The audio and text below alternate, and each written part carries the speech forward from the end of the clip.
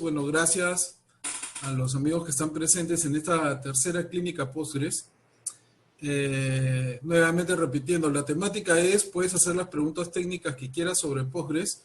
Algunas veces nos ha tocado responder una pregunta sobre Linux y el que sabe la respuesta, pues simplemente la pasa a responder, o pueden hacer repreguntas, compartir sus opiniones. La última reunión tuvimos un caso bien especial porque hubo temblor y a pesar del temblor continuamos con la reunión, pero ya al poco de terminado el temblor ya todo el mundo se tuvo que ir porque tenía que ver a su familia. Así que vamos a esperar, espero que esta vez no haya temblores. Bueno, vamos a empezar con la primera pregunta que nos ha hecho llegar Pedro Vidaurre. Y la pregunta es, ¿cómo mejorar la velocidad de un query que golpea una tabla de 15 millones de registros, particionada por fecha en Postgres 11, teniendo en cuenta que la partición es por día? A ver, es una bonita pregunta porque 15 millones de registros y a estas alturas en realidad no es gran cosa, digamos, ¿no? Pero uno de los primeros problemas cuando uno particiona tablas y no lo hace de la mejor manera es, ¿qué pasa si es que mi partición que estoy creando no es parte de los criterios del query? Voy a hacer una suposición. Pedro ha tomado esa tabla muy grande y la ha particionado, como él dice, por día. Pero luego vamos a suponer que es en la tabla de pobladores del Perú, ¿ok? Y luego agarra y dice, bueno, voy a buscar aquellos que sean del sexo masculino y cuyo nombre sea Pedro. Entonces hace su where con esos dos criterios.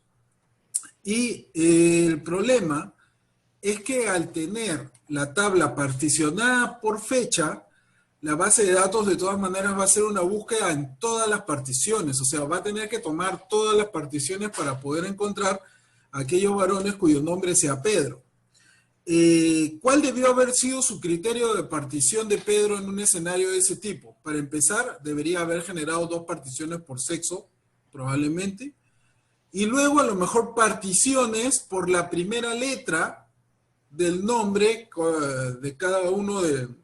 Perdón, particiones por cada letra del abecedario. ¿Ok? Evidentemente todos los nombres van a empezar siempre con una letra del abecedario, ¿no?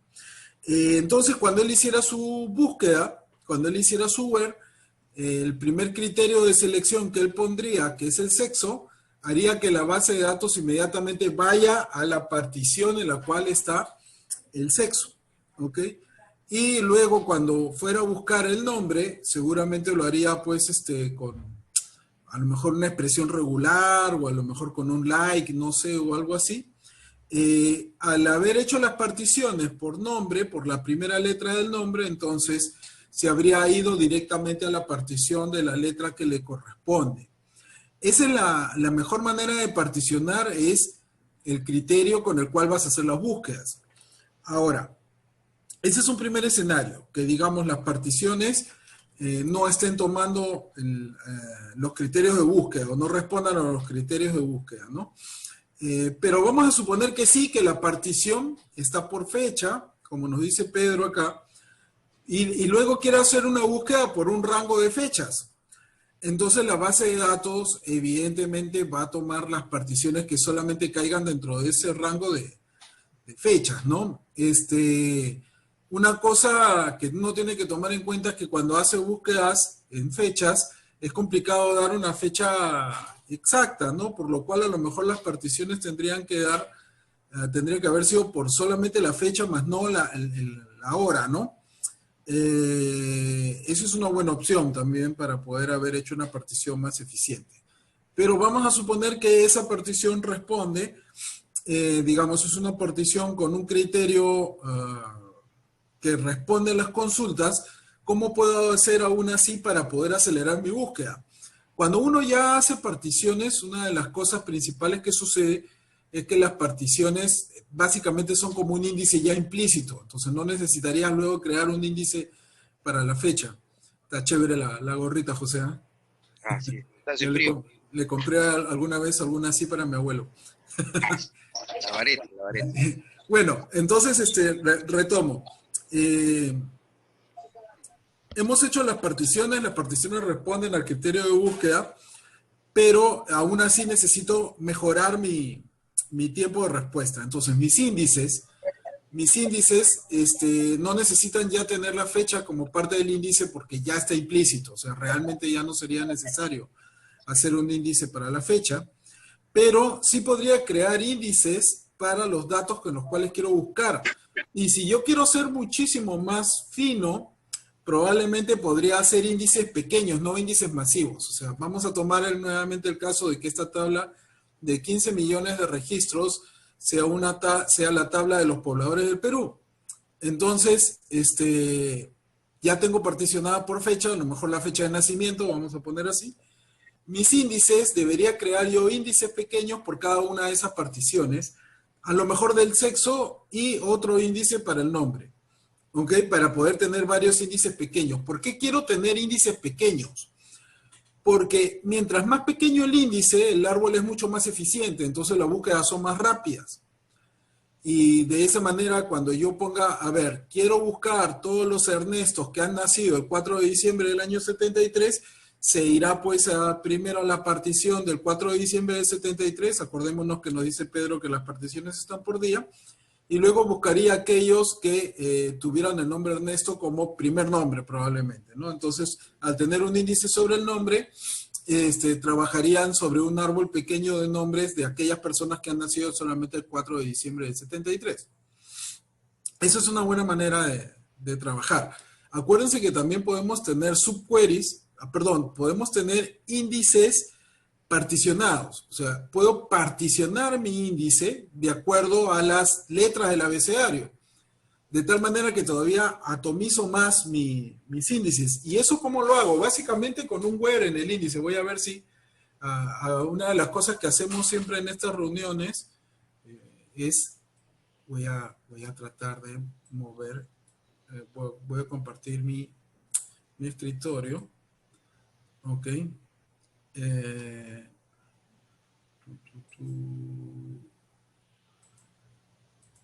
Hacer un share screen del desktop 1. Ok. Entonces voy a entrar vamos a ver, create index Postgres. Bueno, esto nos sirve, ¿no? Aunque nos dice Pedro que está en el 11, así que vámonos a create index de la versión 11. Y fíjense que cuando ustedes pueden hacer el índice, o cuando crean el índice, pueden especificar qué datos van a ir en ese índice con where.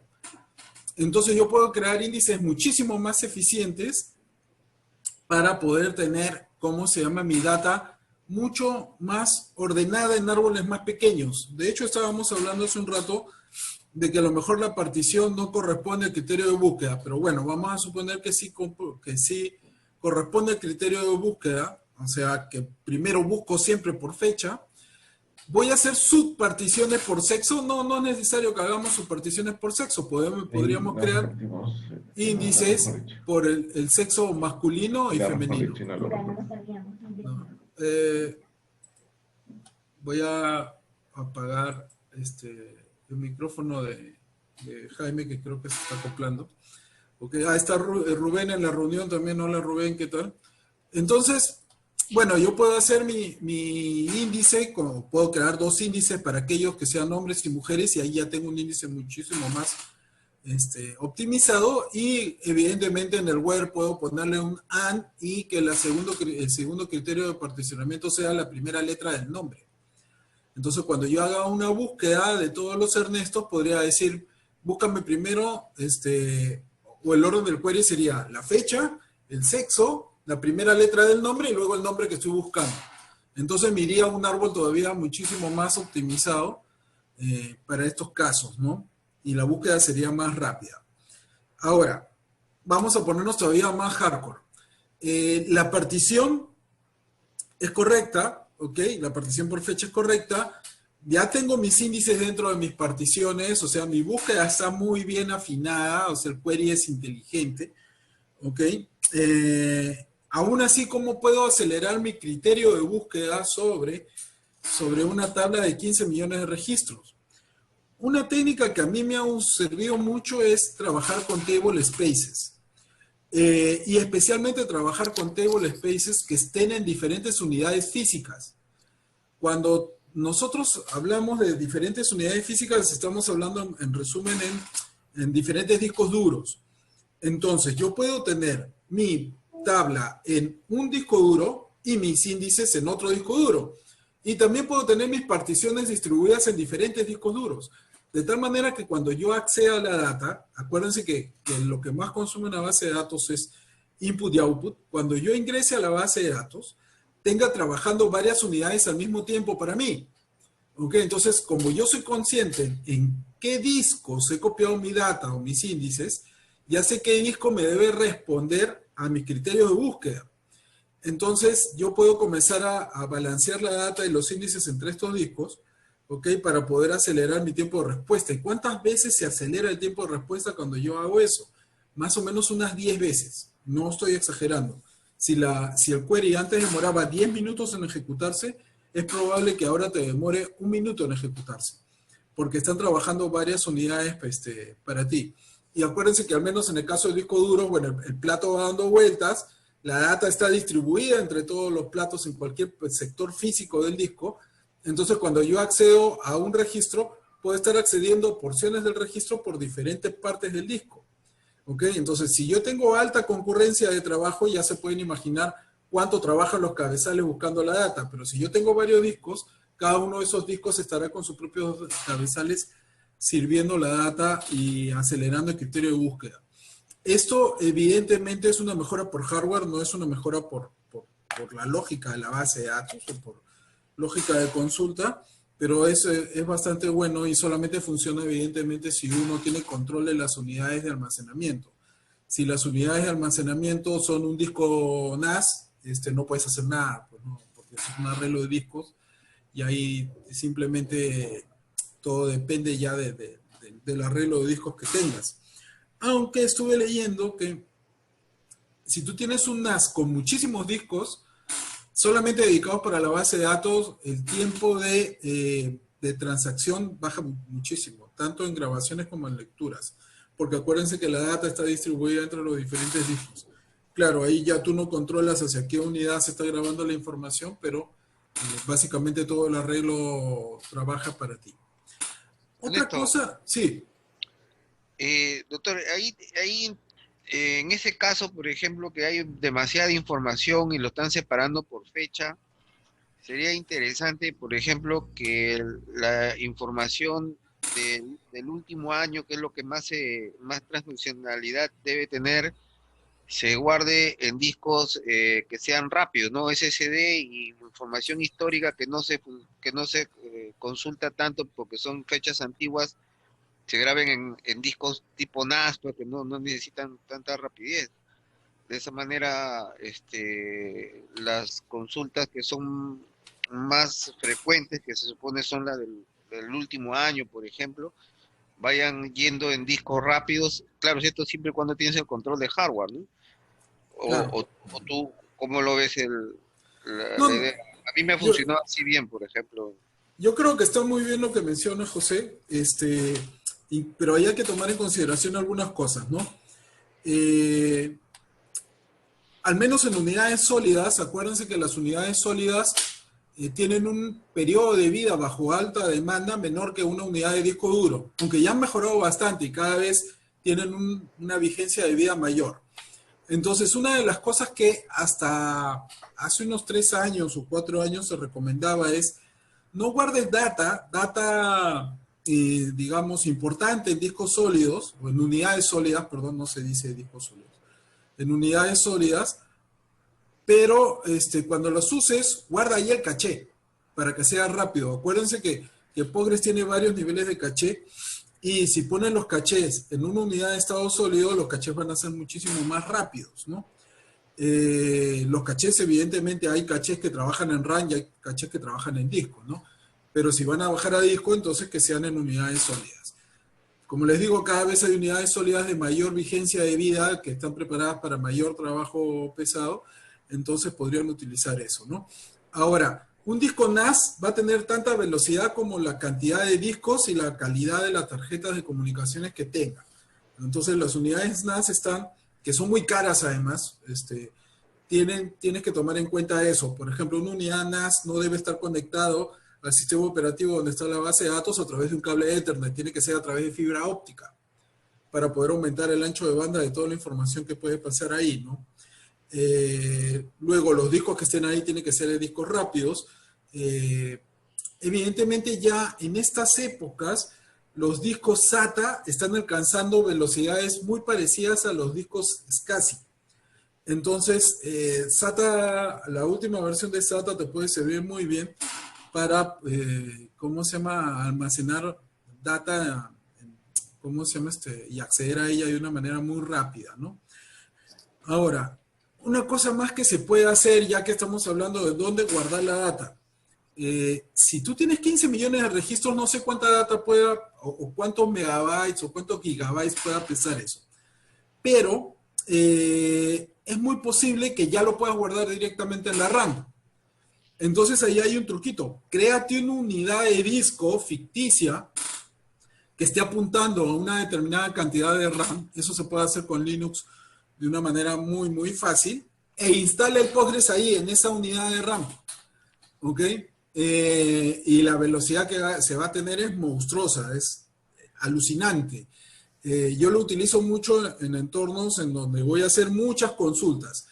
No lo utilizaría en entornos en los cuales voy a guardar data, porque cuando guardas data, y digamos, estás en un entorno en donde no tienes estabilizada la corriente o puede pasar algo con el servidor, ya saben, una pequeña caída de tensión, el servidor se reinicia y vas a perder toda la data.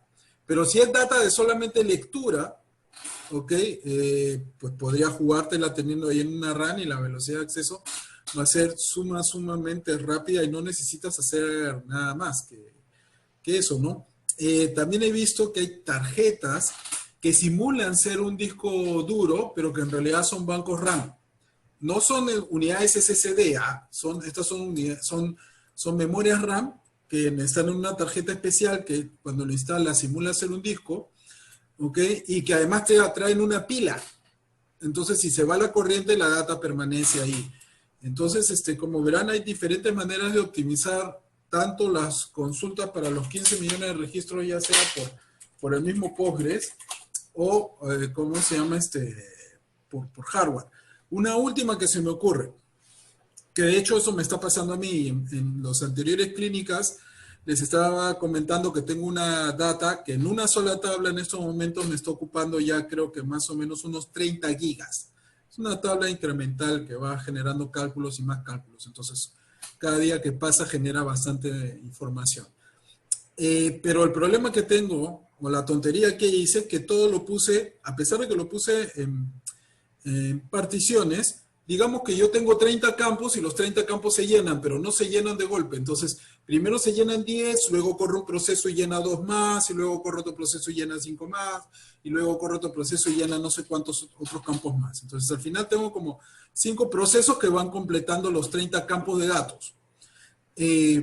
Acuérdense justamente de la clínica Postgres pasada, que Postgres no modifica la data, sino cuando yo inserto, evidentemente me genera una tupla ahí donde está guardando la información, utilizo una página de disco para guardar esa información, y cuando yo la modifico, no es que cambia esa página que ya tomé, sino la marca como no accesible y la crea de nuevo. Entonces, cada update, en principio, me va generando como que nuevos registros. Evidentemente, aquellos que no se pueden ver luego se limpian a través de los famosos vacuum, el full vacuum en este caso, ¿ok? Pero finalmente está haciendo que hasta que yo no haga ese vacuum, el espacio en disco crezca, tenga páginas de datos más diseminadas en mi disco duro, entonces eso no es conveniente. Lo que yo diría es que si tienes una tabla que va a ser monstruosa, como la que yo tengo, y además tiene varias columnas que vas a ir actualizando con el paso del tiempo, agarres y más bien desnormalices la tabla y agarres una tabla con la información que vas a guardar al inicio y luego otras tablitas, evidentemente unidas por el ID que corresponda, donde vas a poner toda esa otra data que vas a generar en los otros procesos. pero no trabajes sobre una tabla gigantesca en cantidad de filas con una gran cantidad de columnas que vas a ir optimizando, porque lo único que vas a lograr es hacer que el disco, que el acceso a disco sea lento, ¿no? Entonces ahí también tenemos varios problemas. No sé si alguien quiere aportar algo más, a lo mejor por ahí Rubén, hola, está Willy por ahí con nosotros, Alfredo, Fireflies, Jaime, no sé si alguien quiere participar o aportar un poquito en esto que estamos hablando. Bueno, yo me acabo, ¿qué tal? ¿Qué tal, Ernesto? Soy Willy. Yo ¿Qué tal? ¿Cómo recién estás? me acabo de integrar. Qué bueno que están haciendo estas charlas y no sé si hay grabaciones de las pasadas, pero bueno. Bueno, yo estaría comentando experiencias, ¿no? En la medida que se va dando las charlas sucesivas, ¿no? Te comento un poco la forma en que trabajamos, Willy, qué bueno que estás por acá. En realidad las clínicas Postgres no son charlas, no son clases, porque no son expos. Conversatorio, Es supongo, pues, un ¿no? conversatorio donde alguien plantea una duda y la respondemos acá entre aquellos que quieran participar, ¿no? Y lo que estábamos hablando es el caso de un amigo que nos dice que tiene una tabla de 15 millones de registros que ya la particionó y que quería saber cómo puede mejorar todavía el acceso a ella, ¿no? Ok. Sí. Oye, Ernesto, con lo que estábamos planteando con el tema de las particiones, para el tema de los strings o de las letras, por ejemplo, con nombres, Ujú. ahí el tema sería que nos llenaríamos de particiones, tendremos que crear una partición por cada letra, de Si A a es la Z, necesario, sí. y, Claro, y- claro. y- y nos llenaríamos de muchas particiones. Tener Sí. muchas particiones involucra algún tipo de problema que te haya pasado o eso lo manejas sin ningún problema el Postgres. No, lo manejas sin ningún problema. De hecho, tienes varias maneras de particionar, pero ya existe un partition eh, como tal, digamos. Tienes tres tipos de particiones: por rango, por dato y por hash. No me preguntes cómo funciona por hash porque hasta ahora no lo entiendo ya. Pero por rango es que tú puedes, que es más o menos lo que debe haber hecho Pedro, dice, bueno, genérame particiones para la fecha tal hasta la fecha tal, de la fecha tal hasta la fecha tal, ¿no? Y luego por dato es, acá van los hombres y acá van las mujeres, digamos, ¿no? ¿Ok? Entonces, si tú quieres hacer particiones por cada letra del abecedario, voy a tener 24 letras, creo que son el abecedario. Voy a tener 24, 25, 26 letras o 26 particiones, sí. ¿Existe una cantidad teórica máxima de particiones que pueda tener una tabla? Yo no he leído que exista un límite, pero si es de los límites normales que existen en ciertos objetos físicos en Postgres, debe ser entre 252, entre 256 y 32.000. O sea que tienes particiones para regalar. Y encima puedes crear subparticiones de las particiones y subparticiones de las subparticiones. Entonces, esto no es un problema de gestión para la base de datos, probablemente ese es un problema de conceptualización para aquel que está generando las particiones, digamos, ¿no? Para no generar particiones que luego colisionen en la lógica entre ellas, ¿no? Evidentemente, ¿qué pasa si es que meto un dato que no concuerda con ninguna de las lógicas de las particiones? Pues la base de datos va a soltar un error porque va a decir que no tiene dónde grabarla. No va a permitir grabar la misma data en dos particiones que cumplan la misma lógica porque en teoría no debería permitir ni siquiera que se graben, que se generen esas particiones. ¿Okay? Puedo utilizar las particiones por independiente, o sea, como si fueran una tabla solita, o puedo utilizar una partición, puedo utilizar la tabla como el todo y sin necesidad de invocar la partición, ¿no? A ver si puedo. En Postgres. Ahora, este tema de las técnicas de tablas particionadas y todo lo demás no es nuevo en base de datos. O sea, muchas bases de datos, incluso MySQL, tiene esto, ¿no? Entonces, acá está el particionado, ¿no? Entonces, acá creo una tabla, por ejemplo, esta de acá de medidas, y dice que se va a particionar por fecha, por rangos de fecha. ¿Ok? Y luego creo las tablas en donde indico que son particiones de la tabla principal y le indico cuál es el rango de fechas que va a caer dentro de de esa partición, ¿no? ¿Qué data va a caer dentro de ese rango de partición? Pero no hay ningún problema de gestión. Puedo jalar la data directamente trabajando sobre la partición, que como verán se declara como una tabla, o de la tabla principal. Por ese lado no hay problema, ¿no? Ahí lo importante sería en el tema de la estructura de la tabla, que el campo que contiene la tabla solamente sea fecha sola sin la hora, ¿no? Porque, y de repente crear un campo específicamente para la hora, para cuando haga rango de fecha sea Mira, no tan complejo. yo he trabajado particiones del tipo timestamp. En este caso es un tipo date nada más, tal cual tú lo estás diciendo, ¿no? Pero yo he trabajado particiones con timestamp, o sea que es fecha más hora, y no he tenido ningún problema. Cuando tú declaras la partición, de hecho, si la declararas hacia lo bruto como está, Postgres le va a poner que esto es tal fecha con 000000.000 en horas, minutos, segundos y microsegundos. Y que el otro va a ser 235959.99. ¿Ok? O sea que en realidad no genera mucho problema, es cuestión de gustos. Si a mí me preguntas cuál me gusta más, a mí me gusta más así, evidentemente, con solamente fecha, ¿no? Porque a lo mejor en la otra tengo el problema del uso horario y todo lo demás, entonces me complico más la vida, pues, ¿no? Pero nuevamente depende exactamente de lo que quieras guardar. De hecho, nosotros tenemos ahora, más o menos para que se den cuenta, un sistema que hace gestión de dispositivos de comunicaciones y se pide data de todos esos dispositivos cada 10 minutos y son 900.000 dispositivos. Entonces, al día ya te puedes imaginar la cantidad de data que hemos jalado, ¿no? Cada 10 minutos jalando 900.000 estados de dispositivos. Y lo que hacemos es partición por día, por todo el año. Entonces, en el año tenemos 365 o 66 particiones, dependiendo de si es un año normal o es un año bisiesto, ¿no? Y sin ningún problema. Sin ningún problema.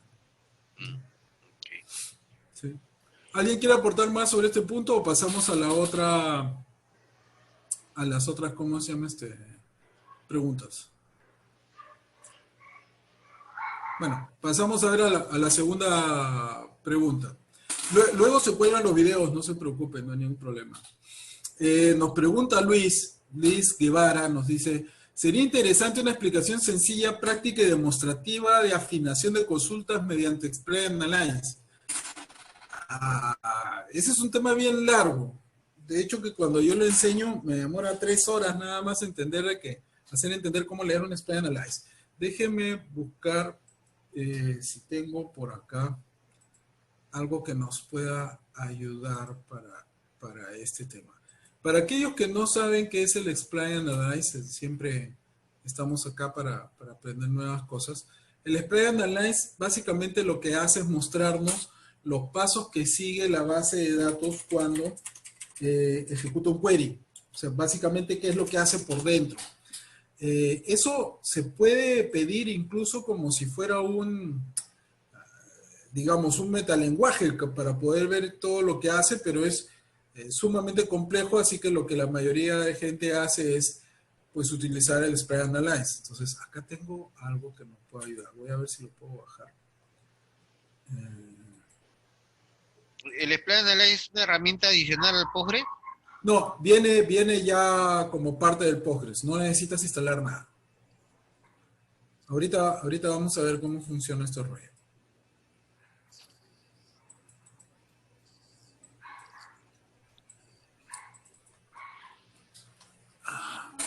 ¿Están viendo ahí unas diapositivas? Estoy pasando así rapidito. Deben estar viendo una diapositiva que dice interpretando un plan de ejecución. ¿Me pueden confirmar? Confirmado. Ya, ok. Entonces, el Explain Analyze, como les decía, nos permite ver qué cosa es lo que está haciendo la base de datos a nivel físico y a nivel lógico para poder extraer los datos. La vez pasada, en la clínica Postgres 2, tuvimos una pregunta bien interesante de un compañero que nos decía, cada vez que yo hago un select y pido el primer registro, nunca me sale el mismo, nunca me sale el primero que he elegido. me sale el último que he ingresado, me sale el último que he modificado, pero nunca me sale el primero que se ha ingresado. ¿Por qué? Si estoy pidiendo un límite 1, debería de traerme el primero. Lo primero que uno tiene que darse cuenta es esto que yo les decía de que en Postgres nunca se modifican datos, sino se van añadiendo nuevos datos. ¿Ok? Entonces, yo agarro un registro, lo modifico, borro este espacio y dejo este nuevo, lo vuelvo a modificar, borro el antiguo y dejo el nuevo y así va, ¿no? Entonces, ¿qué cosa quiere decir? Que tu primer registro que ingresaste, a lo largo del tiempo ya no es el primero, ni tampoco es el último. Sabrá Dios dónde está, porque dependerá del trabajo que se está haciendo en la base de datos. Entonces, la data se está moviendo alrededor de los espacios físicos en los cuales se está almacenando. ¿Ok? Entonces, cuando yo hago un query, la base de datos lo que hace es hacer unos cálculos matemáticos para poder generar rutas para extraer la data. ¿Ok? Hace toda una lógica bien interesante y finalmente se queda con lo que él se llama las rutas de ejecución. Y para un solo query puede evaluar, y esto lo hace rapidísimo y lo hace como que una especie de mini inteligencia artificial, puede evaluar 30 rutas y toma una de ellas y esa es la que nos entrega. ¿Cuál toma? Aquella que tenga el peso matemático menor. ¿Ok? No me voy a meter mucho en eso, sí se puede calcular, no es tan complicado, pero cada ruta tiene un peso en número. Entonces, la base de datos toma aquel que pese menos porque presume que ese es el más rápido, ¿no? ¿Cómo hago para yo poder ver esos movimientos de información que se van a realizar?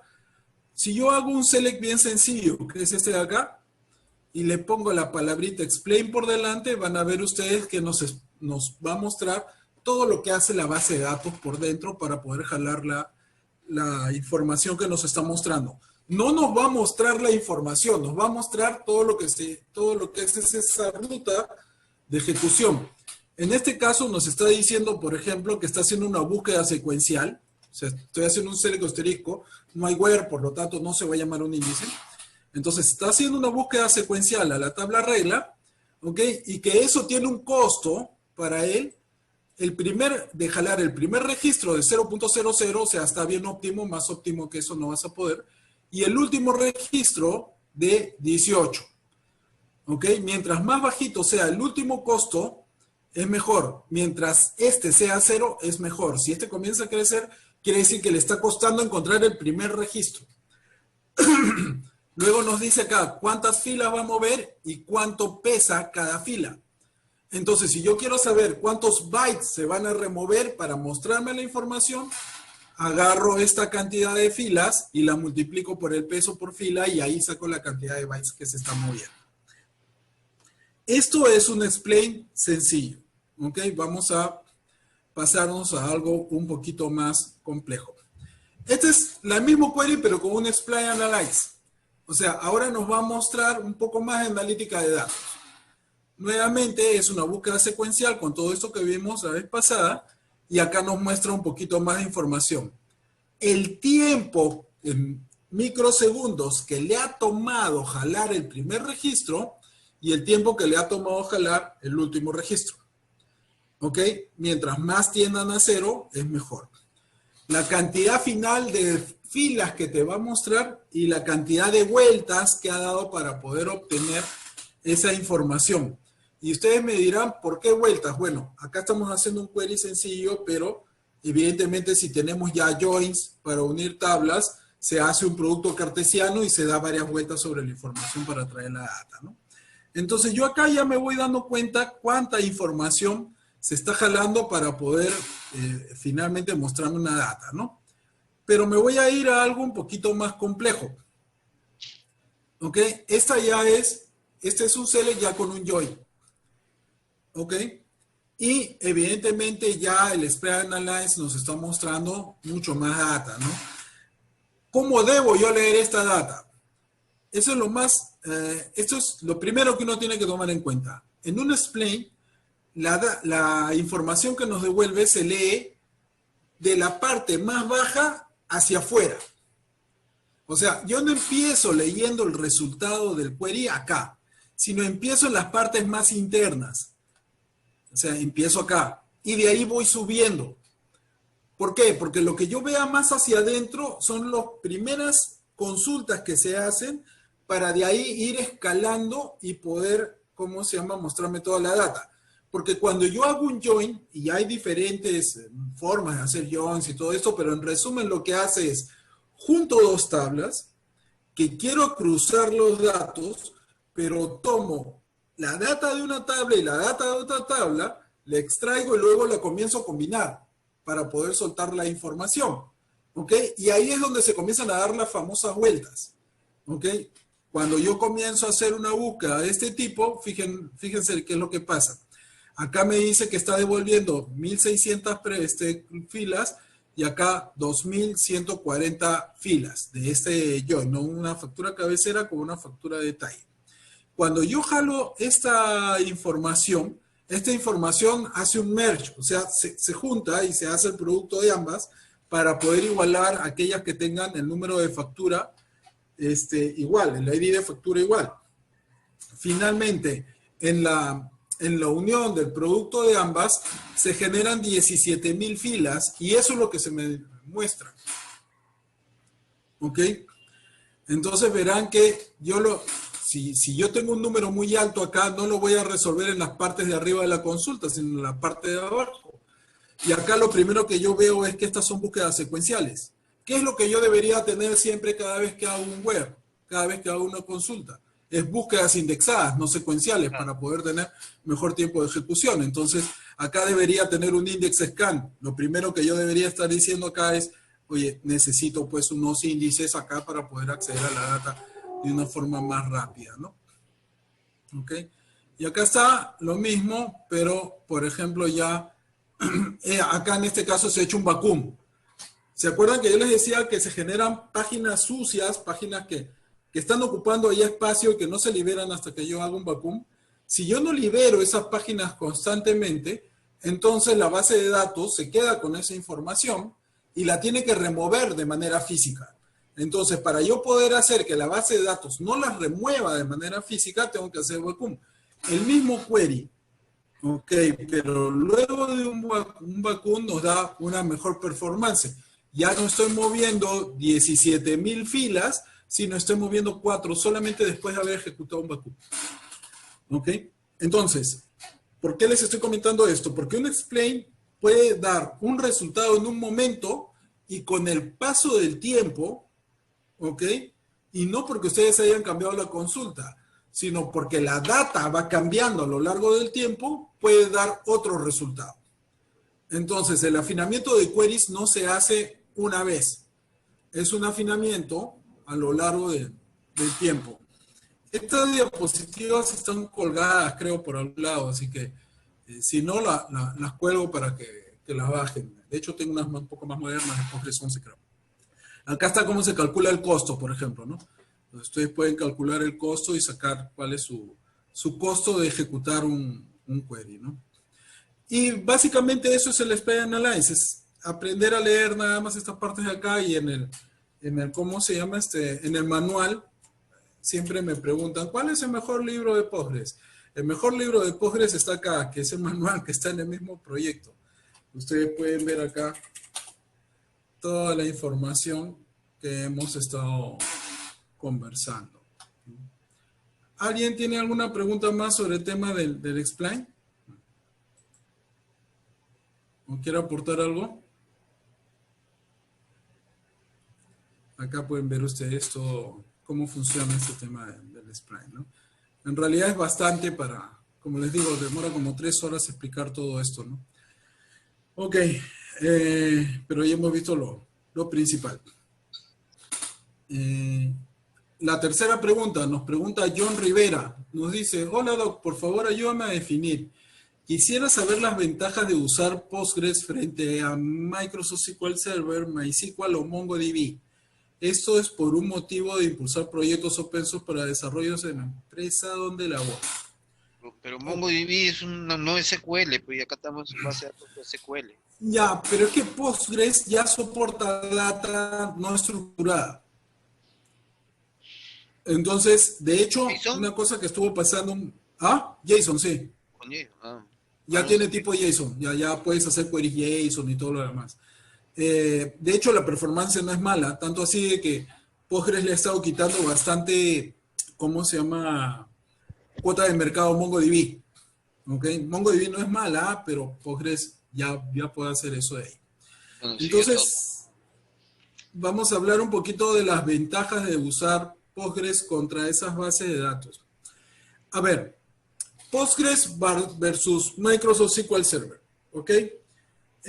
La primera ventaja que a mí se me ocurre que podrías tener con Postgres sobre Microsoft SQL Server es, Postgres es un proyecto que la vez pasada lo vimos, creo que Rubén lo explicó en la primera clínica Postgres, es un proyecto que nace en los años 70, ¿ok? Y desde ahí hasta ahora viene siguiendo su desarrollo y cada vez haciéndose más compleja y tiene muchos algoritmos de mejoras en base de datos que no vas a ver en base de datos comerciales hasta pasado mucho tiempo.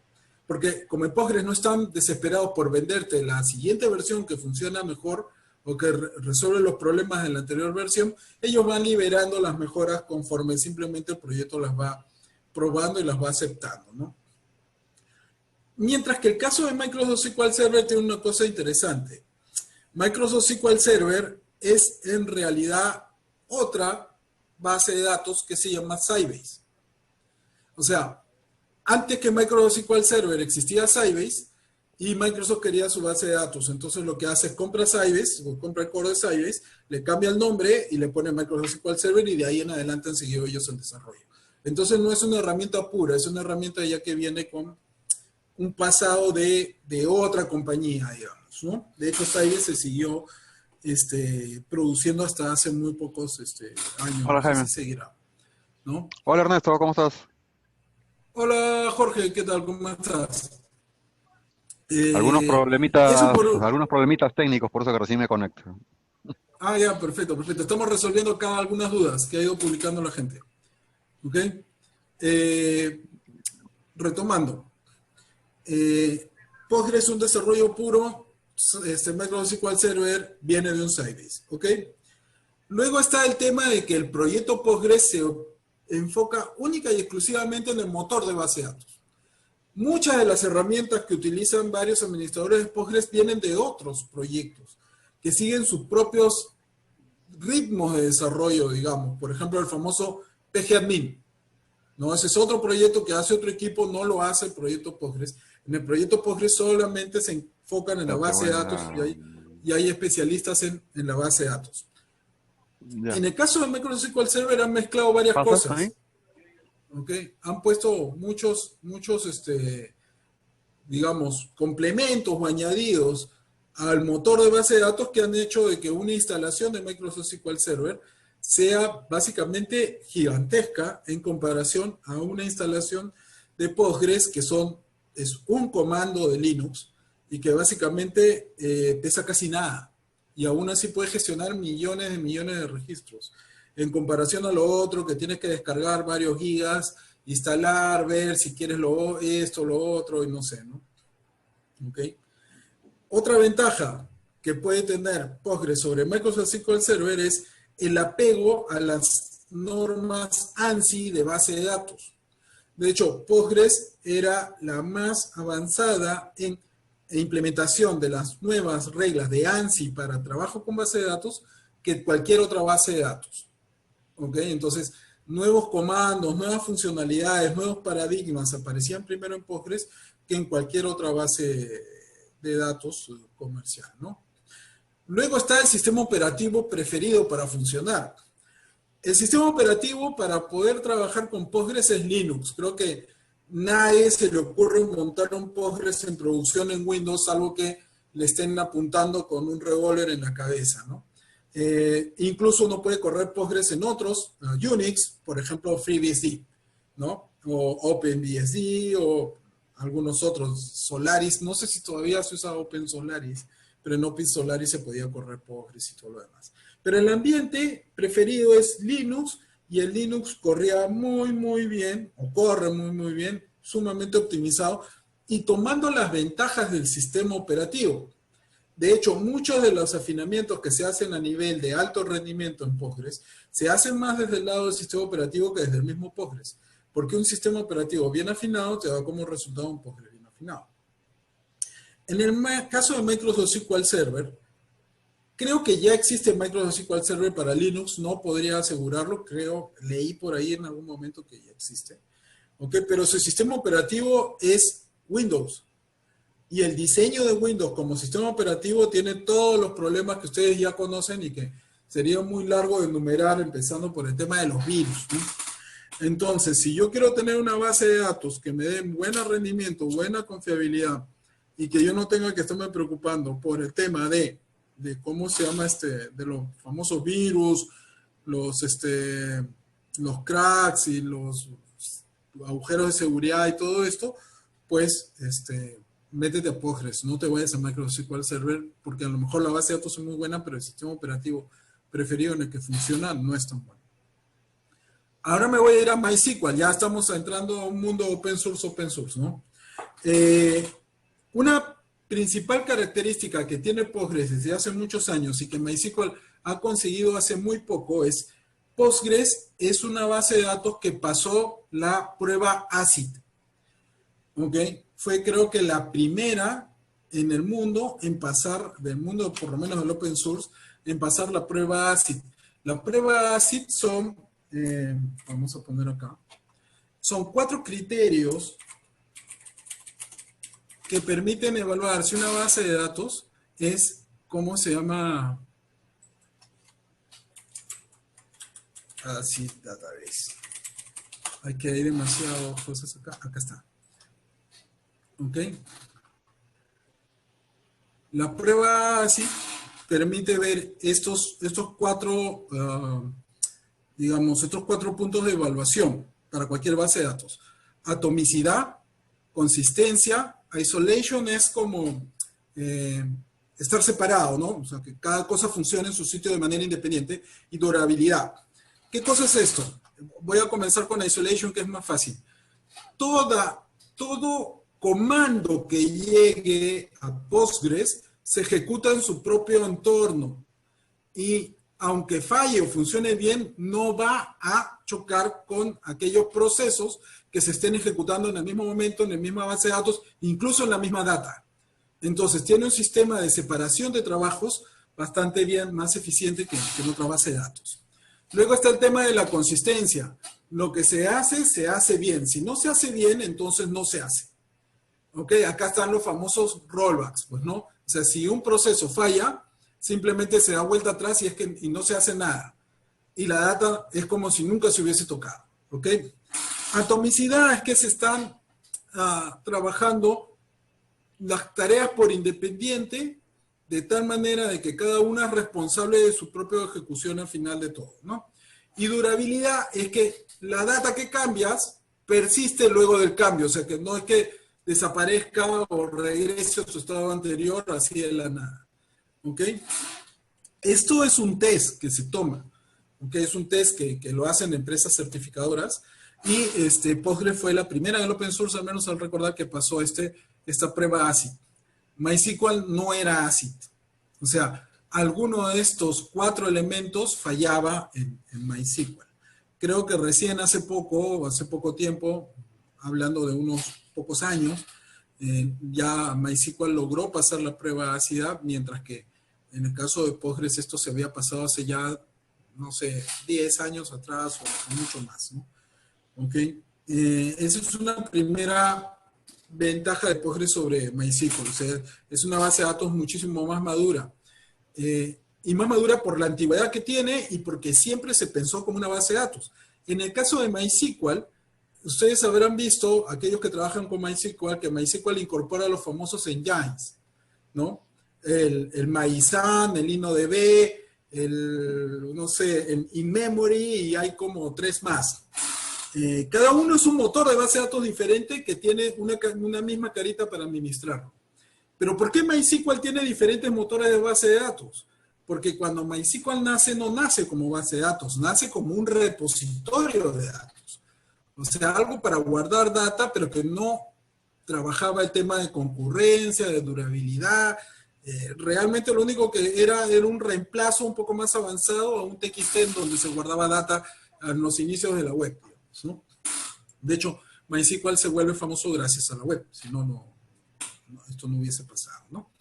Okay. Con el tiempo fueron aumentando más características y ya salió InnoDB para poder hacer relaciones físicas entre las tablas, okay, ya para poder ser una base de datos relacional, porque en el caso de Mayizano, aunque no las declarara, no existían en realidad, okay, pero ya con InnoDB esto sí existía, y así comenzó a evolucionar poco a poco, pero comenzó a evolucionar por diferentes ramas. Tenía sentido por el tipo de servicio al cual estaba enfocado, pero no era una base de datos tan sólida, tan robusta como evidentemente Postgres, ¿no? Tercera ventaja que yo veo de Postgres sobre MySQL, la licencia. Porque en el caso de MySQL, uno tiene una licencia dual. Es libre para proyectos libres o para implementaciones personales y es de pago para proyectos de pago. Entonces, si es que yo estoy haciendo un producto, mi ERP, y mi ERP va a tener incluido la distribución de MySQL para poder instalarse, yo debo de comprar la licencia comercial de MySQL para poder incluirlo como parte de mi producto. ¿Qué hace la gente para sacarle la vuelta a esto? Le dice al cliente que lo baje, que lo instale. ¿Ok? En el caso de Postgres, la licencia es una licencia Berkeley, y es una licencia BSD que lo que básicamente nos permite es hacer lo que queramos con Postgres. De hecho, hay empresas que descargan Postgres, le cambian el nombre y lo venden con su soporte y algunos que otros cambios, como Enterprise DB, por ejemplo, y ellos tienen su versión de Postgres, que en realidad es el mismo que está en el proyecto, más unos añadidos que ellos han puesto y el nuevo nombre que le han puesto. ¿Ok?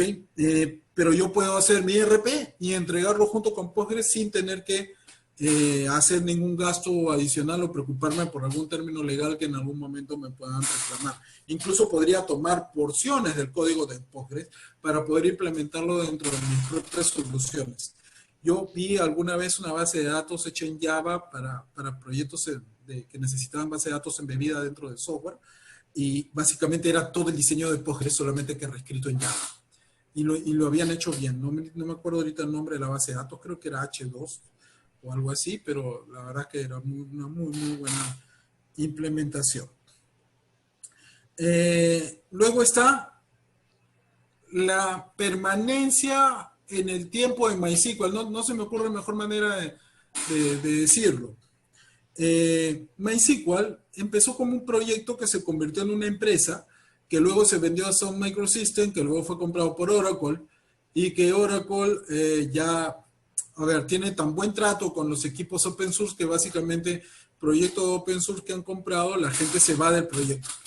Y de eso es lo que pasó. Los desarrolladores, el desarrollador principal de MySQL se fue y fundó MariaDB, que deben haberlo escuchado, que en esencia es un MySQL. ¿Ok? Entonces, MySQL estará acá los siguientes 20 años, no lo sabemos. A lo mejor Oracle en algún momento se le ocurre cerrar todo y decir, este es mi código, nadie me lo toca, le cambio la licencia, qué sé yo. De hecho, creo que ya han habido algunos cambios así un poco extraños en los licenciamientos, en las licencias que incorporan los componentes de MySQL, ¿no? De hecho, ahora MySQL, para lo que hace, pesa un montón, porque te mete muchas cosas que Oracle ha metido ahí, que nunca vas a usar, pero ahí te lo meten, ¿no? En cambio, en Postgres es un proyecto comunitario. Es un proyecto comunitario que además no es nuevo, tiene 40 años de desarrollo hacia atrás, ¿ok? Probablemente 30 ya como comunidad en sí, de hecho un poco más de 30, ¿ok?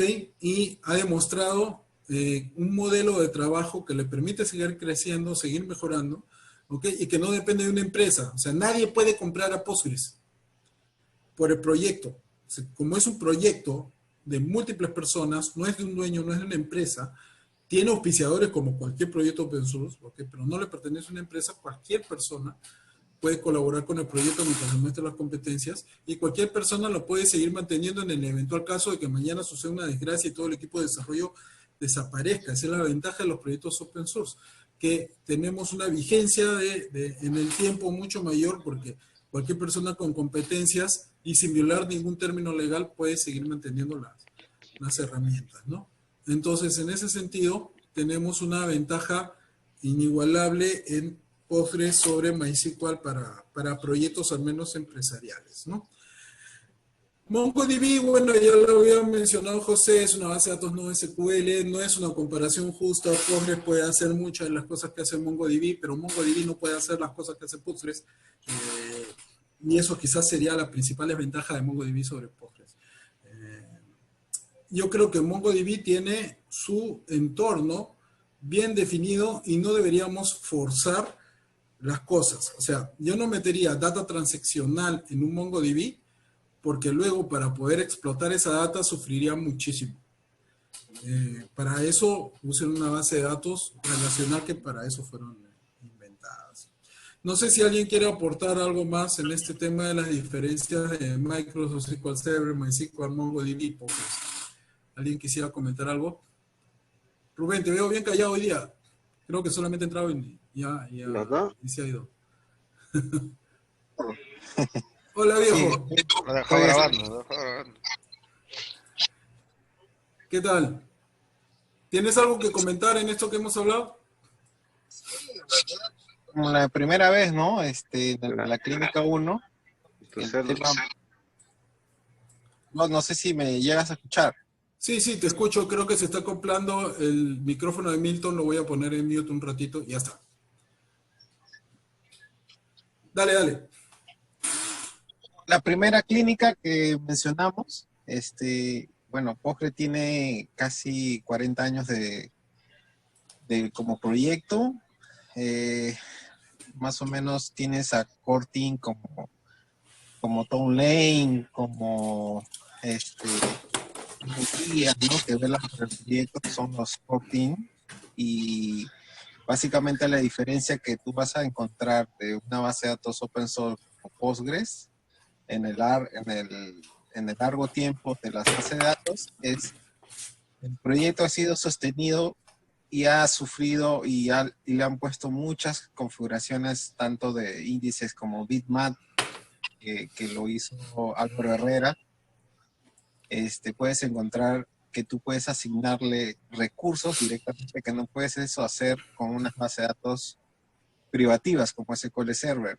Ojo que SQL Server, y tú te acordarás, Ernesto, en la época donde Microsoft tenía una pelea con Linux, ¿no? Y ahora lo tiene como corazoncito porque sabe de que ya su base de datos está dejando de ser usada y en su afán de poder subsistir en el tiempo, ahora está queriendo su SQL Server correrlo en Linux. Y eso creo que todos lo sabemos. Entonces ahí te das cuenta la diferencia de que nosotros como Postgres SQL que hemos utilizado, siempre el sistema operativo nativo fue Linux. ¿Que lo puedes usar en Windows? Sí, pero las recomendaciones de los Core Team es utilizarlo en su sistema operativo nativo Linux. Y si ya quieres de repente alguna diferencia, lo puedes utilizar en un FreeBSD. Que no hay mucha diferencia, que alguna vez tanto Ernesto como yo lo hemos probado. Y va a depender de la casuística, de lo que quieras hacer en el modelo de negocio de tu empresa o con visión hacia el futuro, ¿no? Y por el lado de MySQL yo no me arriesgaría porque desde la época que lo dejó Oracle lo compró y lo dejó de lado, la problemática rompecabezas de MySQL es el tema de los famosos backups. A veces se te rompen las tablas o índices y échate a llorar, pues, ¿no? A ver si lo quieres reconstruir, ¿no? Que en cambio Postgres lo puedes reconstruir con la WAL, que eso también, no sé si lo habrás comentado. No. Y lo puedes reconstruir la base de datos desde un point recovery, ¿no? Que eso creo que no lo he visto ni en SQL Server ni en MySQL, ¿no? De hecho, permíteme cortarte un ratito porque lo que acabas de decir es genial. Postgres es una base de datos tan robusta, tan estable, que realmente no tiene un comando de recuperación de base de datos. Que sí tiene MySQL, que es consciente que se rompe la base de datos solita, y Microsoft SQL Server, como acaba de decir Rubén. La base de datos tiene todo este famoso ACID que estuvimos viendo hace un rato. justamente incorpora una serie de elementos que hacen que la base de datos ante desgracias se pueda recuperar sola. ¿Ok? Que tú no te enteres, de hecho, que ni siquiera te enteres de que había una desgracia, ¿no?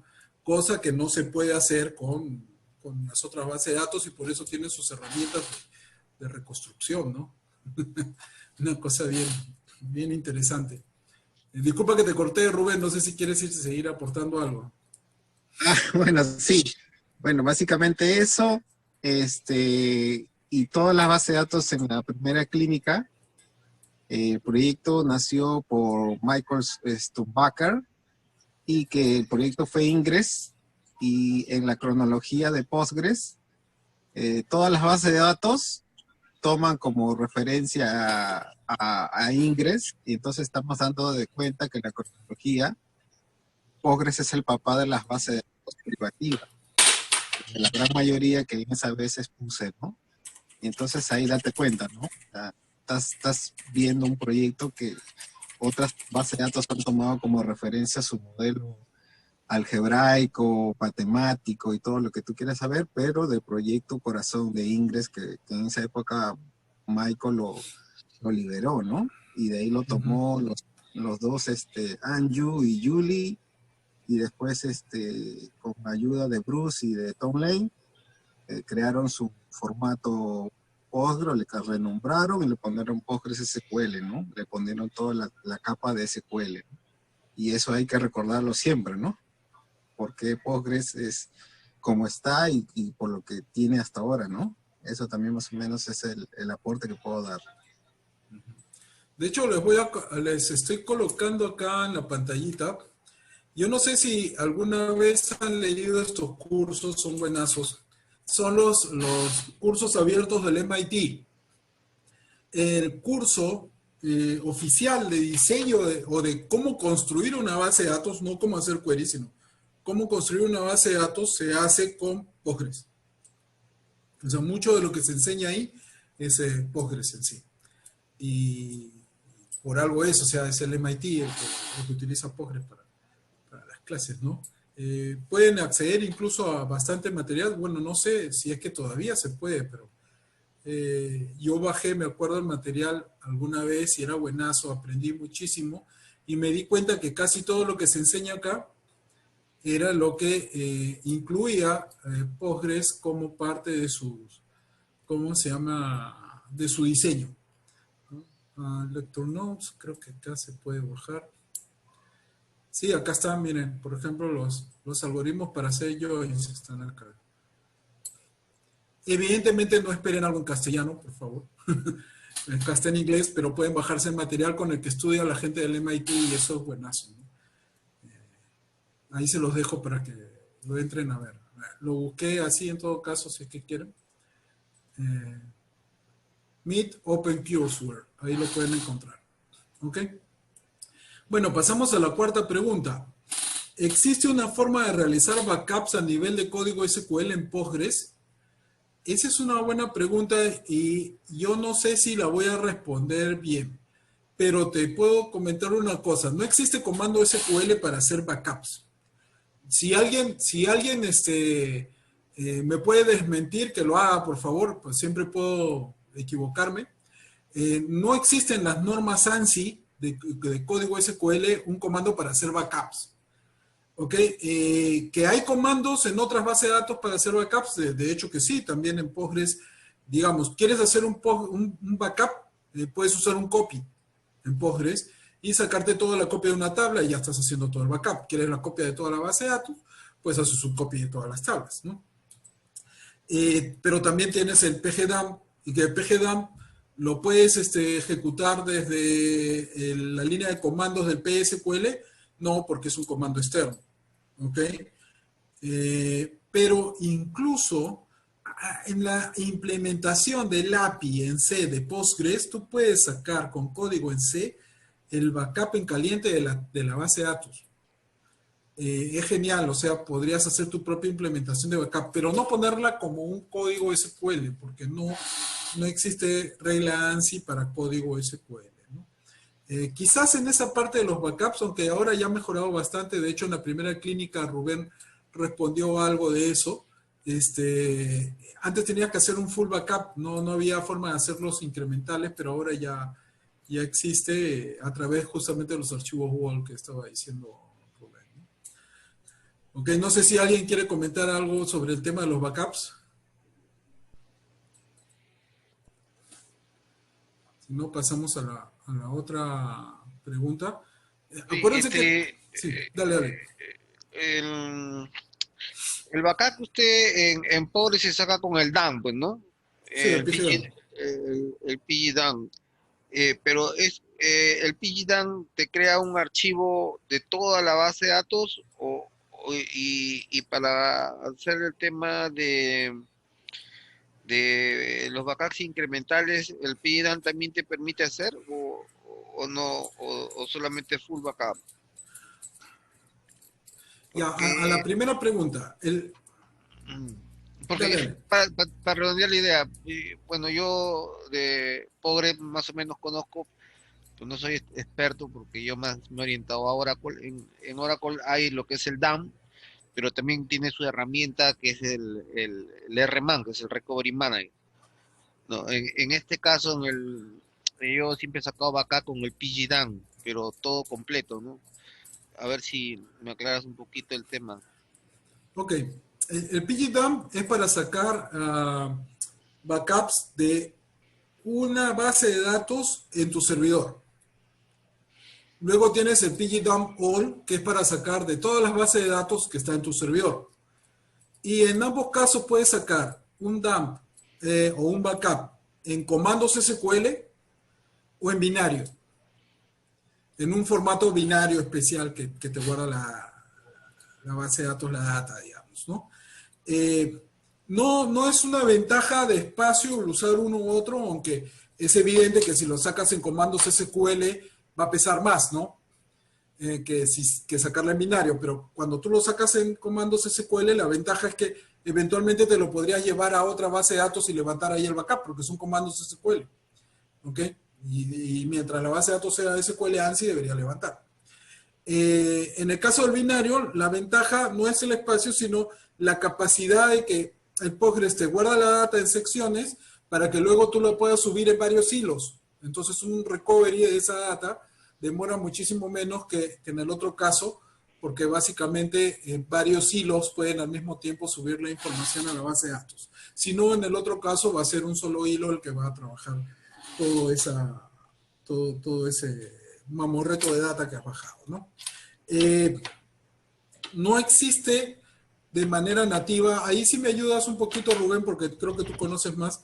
De manera nativa no existe cómo hacer backups incrementales, pero sí que hay otros proyectos que permiten hacer ese trabajo. A ver, Rubén, ¿tú nos puedes ayudar? Sí, hay un producto que se llama open source, que se llama Barman. No sé si, lo que pasa no estoy con el cel. Tú puedes sacar o configurar todos los backups incrementales, puedes hacer réplicas en caliente, puedes sincronizar solamente ciertas tablas, ¿no? Que te va a permitir tener en asíncrona o síncrona. O sea, puedes hacer muchas cosas con Barman. Es más, hasta le puedes decir, ¿sabes qué? Cierto determinado horario, ¿no? O fecha, notifícame si ya lo terminaste de sacar el incremental, cómo te fue, sácame el full, o sácame de repente toda esta data histórica, toda esta data de este año, pásame a estas tablas. O sea, puedes hacer infinidades de cosas con Barman. Ahí te lo pasó, ahí está mostrándolo Ernesto. Puedes chequearlo, la documentación, ahí puedes ver lo que puedes hacer, puedes tener nodos, clusters, todo ese tipo de cosas, tus políticas de backups, ¿no? Y eso trabaja solo a nivel de sistema operativo Linux. Es un producto que le puedes Es un poco lo que yo les decía hace un rato, ¿no? La gente de Postgres se encarga del motor de la base de datos. Todas estas herramientas alrededor son otros proyectos, ¿no? Y en este caso, este es otro proyecto, ¿no? De O sea, la por empresa ejemplo, Otto Cuadra. el Sloney, que es para hacer este clúster, es un proyecto, pero puede haber otros proyectos más de clúster. Y de hecho hay otros más. Ah, Sí. El PGAdmin es otro proyecto, el PHP PGAdmin es otro proyecto. ¿Qué más? Había uno para hacer testing, ahorita se me ha ido el nombre, pero también ese es otro proyecto. Hay N proyectos sobre Postgres para hacer diferentes cosas, ¿no? ahí el tema es que hay que chambear en ver qué proyecto es el más adecuado o que Para tu tiene mejor, necesidad, sí. Sí, para sí, tu necesidad tienes que invertir un poco de tiempo, ¿no? Investigando eso. claro. Por Bueno, pero ejemplo, tampoco que es que los otros no inviertas, simplemente que, bueno, acá está, pero tienes que estudiarlo, digamos, ¿no? claro. Bueno, lo que pasa En es que, por ejemplo, en Oracle el clúster es uno solo, que es el React Application Cluster que viene con Oracle. No tienes que investigar más proyectos de clúster porque solamente hay uno. Y solamente he visto proyectos que no son de Oracle para hacer cosas que la licencia Enterprise no te deja. Una licencia Enterprise vale más de $50,000 Claro. y si tú tienes una base de datos pequeña y quieres esa funcionalidad, tendrías que hacer una upgrade a un Enterprise y es muy oneroso. Entonces han salido algunos proyectos que hacen esa funcionalidad por la cuarta parte del precio, pero Claro. son pocos, ¿no? En cambio, en Pobres sí veo que hay más difusión de proyectos sobre una misma solución, ¿no? Y cada uno tiene su aplicación para un determinado entorno. Y también los vas a encontrar de pago y también los vas a encontrar libres. O sea que tampoco no es un tema de precio, digamos. Se darán cuenta que incluso cuando hice las ventajas entre Postgres con otras bases de datos, en ningún momento toqué el tema del costo, porque realmente el costo no es una ventaja. Las ventajas van por otros, ¿cómo se llama? Por las partes técnicas principalmente y de modelos de negocio que puedes ejecutar con la base de datos, ¿no? Bueno, ¿Conoces un proyecto, para terminar, conoces un proyecto que maneje, por ejemplo, eh, una conversión de migrar SQL a Postgres? había una herramienta, de hecho, esa herramienta permitía migrar de Oracle, MySQL y todo a Postgres. SQL A ver, Manager, Ernesto. ¿el cual? SQL Manager. SQL Manager. Porque sería genial Es trabajar el Migration Toolkit. cosas, ¿no? Este de acá, el EMS. Acá está ese de acá. Claro, y ese tiene una herramienta que se llama Migration Toolkit. Qué interesante. Ah. Bueno, como verás, hay varias para poder Hay- migrar. Nosotros migramos de SQL Server a Postgres. Hay otro que le puedes, para ya redondearle, Ernesto, de lo que hablamos una vez, de que dejo de usar totalmente Oracle, pero por debajo sigo llamando a sus packages Enterprise DB. Ya con eso ya Pero te Enterprise sacas de DB sí es de pago. En realidad puedes usarlo de manera libre también. O sea, lo puedes descargar. Acá está. Lo que tú pagas en el caso de ellos es el soporte.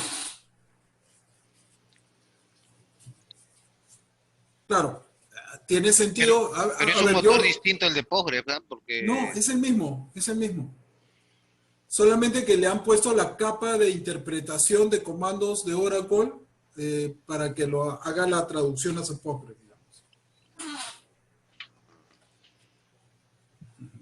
Acá Jorge me está escribiendo: en mi trabajo migramos de SQL Server a Postgres usando Migration Toolkit de Enterprise DB, justamente, que se está acá. Entonces hay herramientas para migración, hay esto. Lo bueno de Postgres es que es un ecosistema real. Porque claro, no puede haber un ecosistema en donde solamente existe un solo ser vivo, pues, ¿no? Y luego lo que tiene son, ¿cómo se llama? Chinches alrededor. Acá en realidad son diferentes animalitos conviviendo entre ellos, intercambiando funcionalidades y, ¿cómo se llama? Y generando todo un entorno un poquito más rico. Todos aquellos que nos hemos metido al software libre, creo que el primer choque emocional que hemos tenido es: para la misma cosa hay 50 herramientas diferentes. ¿Y cuál uso? De hecho, yo me acuerdo en las épocas, y José se acordará, en las épocas del IRC, habían 20 clientes IRC y todo el mundo usaba diferentes clientes de correo, navegadores, editores, simplemente para escribir tu código. O sea, eso es lo bonito y a veces lo más complejo para la gente que recién se mete al mundo del open source, ¿no? El hecho de que aparecen muchas herramientas para lo mismo. Bueno, Jorge nos dice que con esa herramienta puedes migrar data, pero no store procedures. Eso es normal, ¿no? En Postgres no existe store procedures, todos son funciones. Avanzo con la siguiente pregunta porque creo que vamos recién en la mitad y nos queda poco tiempo. Alex Aillón nos pregunta idle intransaction. Supongo que quieres saber qué es un idle intransaction. Eso es bien simple, Alex. Cuando tú haces una conexión a la base de datos ejecuta una acción. Cuando termina esa acción, no es que la conexión necesariamente se cierre. La conexión permanece ahí, ¿ok? Y entra en idle intransaction, o sea, en espera de una transacción. ¿Ok? Entonces quiere decir que está lista para recibir una transacción hasta que se muera. ¿En cuánto tiempo se muere? Bueno, depende, si nadie lo usa, depende de lo que se haya puesto en el archivo de configuración, pero lo normal es media hora. Tener varios idle intransaction en la base de datos vivos puede ser un poco molestoso, pero realmente no le genera un impacto negativo a la base de datos. Simplemente están ahí consumiendo muy poquitos recursos. Creo que solamente 1 mega por cada conexión que está viva, ¿no? ¿Okay? Milton Fajardo nos pregunta, ¿cómo sugieren hacer una bitácora auditoría? Creo que se está acoplando el micrófono de Jaime, lo pongo un ratito en mute, ya. ¿Cómo sugieren hacer una bitácora auditoría de cada insert, update, delete para todas las tablas de una base de datos con un solo trigger o triggers independientes? Eso es un eterno problema y creo que no existe una única solución. Sí he visto algunos scripts que tú le puedes ejecutar a tu base de datos y que te crean los triggers para poder hacer justamente los logs de auditoría, digamos, ¿no? O sea, como que te escriben el trigger ya, porque no es demasiado problema. Si quieres puedes hacer tu trigger, si quieres hacer un solo a las tablas, una ventaja que se puede hacer en Postgres, es un truquito, se puede hacer, ¿ok? Pero yo, antes de sugerirte hacer eso, te diría que tomes en cuenta lo que vas a pagar en performance. Porque evidentemente, si cada vez que tú hagas una operación de movimiento de datos en una tabla, vas a hacer un log de auditoría, primero que nada vas a tener logs de auditoría gigantescos, pero es como hacer doble función. Entonces, si algo demoró 1 segundo, ahora va a demorar 2. Y no sé si tú quieras eso. O sea, si estás dispuesto a pagar rendimiento por tener tu log de auditoría, bacán. Lo que yo hago es logs de auditoría solamente de aquello que me interesa, y no de la base de datos, sino de las funciones de lo que se hace en el sistema por encima de la base de datos. Porque hacer de cada insert, de cada update, de cada delete, tampoco no me dice mucho, especialmente si cada usuario que se conecta a la base de datos lo hace desde una sola conexión compartida, a lo mejor por tu pool de conexiones. Si hicieras conexiones independientes por cada cliente, entonces tendría sentido. Si no, la verdad que yo lo veo como que siempre vas a tener que lo ha copiado el mismo pata, claro, de diferentes horas, pero el mismo pata. No le veo mucho sentido. Ernesto, No sé una si consulta sí. ahí, o sea que si yo quiero hacer auditoría, yo tendría que armar todo, unos scripts que me graben los logs, no, de Si todas las quieres transacciones. tener un log de cada movimiento. Claro, a ver, tienes 2 maneras de hacer esto. Una es hacerlo de esa manera. Otra es activar el log del sistema, del mismo Postgres, que te permite loguear todos los queries, ya sea de manejo de datos o de manipulación de objetos en la base de datos, que te los puede guardar. ¿Ok? Y tienes ese log gigantesco, inmenso ahí también. Entonces, cada vez que alguien incluso haga un select, va a aparecer ahí qué usuario a qué hora hizo el select. ¿Ok? Si hacen un insert, ¿qué insert hicieron? Si hacen un update, ¿qué update hicieron? Si hacen un delete, ¿qué delete hicieron? ¿Ok? Si hicieron un create table, ¿a qué hora y qué usuario? Se hacen un alter table también. O sea, puedes activar todo eso en los logs del mismo Postgres. Pero en el log de Postgres, no como tablas dentro de tu misma base de datos, ¿no? Puedes usar los dos, el que más te convenga. Pero lo que yo casi siempre veo en el 99% de los casos que me han pedido log es que luego se están quejando de que son muy grandes y no los usan. ¿No? Entonces, la verdad que si es que vale la pena para todos tus objetos dentro de la base de datos. Willy Acuña nos pregunta, no tengo una consulta ahora, gracias Willy, pasamos tu pregunta. Y nos vamos a la última. A ver, Wilfredo Meléndez nos dice, ¿cuál sería la mejor estrategia para manejar transacciones concurrentes cuando se trata de manejar fondos, múltiples usuarios, depósitos y retiros? Por ejemplo, bloquear toda la tabla para procesar un retiro, cuando en este momento también se hace un depósito en la cuenta del mismo usuario. A ver, este es un problema financiero muy común. ¿Cómo llevas un control de concurrencia de transacciones financieras cuando que tú no le puedes dar a alguien más dinero del que tiene en su cuenta? Entonces, al mismo tiempo puede estar haciendo un retiro en cajero, un retiro por internet y un retiro, alguien con su DNI en ventanilla. Entonces, yo no le puedo dar el triple de lo que tiene. ¿Cómo hago? Bueno, hacer un bloqueo a nivel de tablas es una cosa muy cuidadosa, muy peligrosa. Porque si tienes alta concurrencia, si te ocurre hacer un bloqueo exclusivo para sacar un saldo y autorizar una transacción y después grabar esa transacción, te aseguro que luego vas a tener un problema de múltiples cajeros quejándose de que no pueden acceder a la información o de lentitud en el sistema, porque nadie va a poder hacer nada hasta que sueltes la tabla. La ventaja es que puedes tener bloqueos a nivel de registros. Y lo que podrías hacer es tener saldos en una tabla especial para los clientes. Entonces, yo, por ejemplo, hago un depósito y en la tabla de depósitos se guarda el registro de mi depósito y en mi tabla de saldos sumo cuánto tengo de plata ahora. Cuando alguien viene a hacer un retiro, no sumo lo que está en la tabla de depósitos, sino me voy a mi tabla de saldos, veo lo que tiene, resto si es que autorizo el retiro y grabo el retiro. Entonces, de esa manera yo trabajaría con dos tablas, realmente una de saldos y una de transacciones, que evidentemente luego al cuadre contable tienen que estar igual. Pero incluso fíjate que los bancos tienen ese problema, los bancos más grandes, no importa la base de datos, por eso que tiene saldo contable y saldo financiero. Porque luego tienen esa tabla de saldos, que es el financiero, que te dice, bueno, usted tiene ahora tanta plata, pero me falta corroborar estos retiros que se han hecho antes de realmente hacer el matching. Entonces te digo, este es el financiero y este es el contable, ¿no? Aunque yo lo haría así, pero no trataría de hacer bloqueos porque eso es bastante peligroso, digamos, o sea, bajas el rendimiento. José nos dice acá, debería haber un proyecto solo para auditoría. Ah, bueno, esto es lo que estábamos hablando hace un rato, ¿no?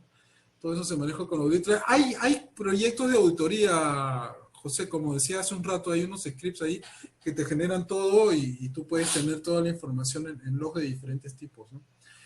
Jorge nos dice, así es, similar a un sistema de farmacia, donde grabas el movimiento y actualizas saldos de productos.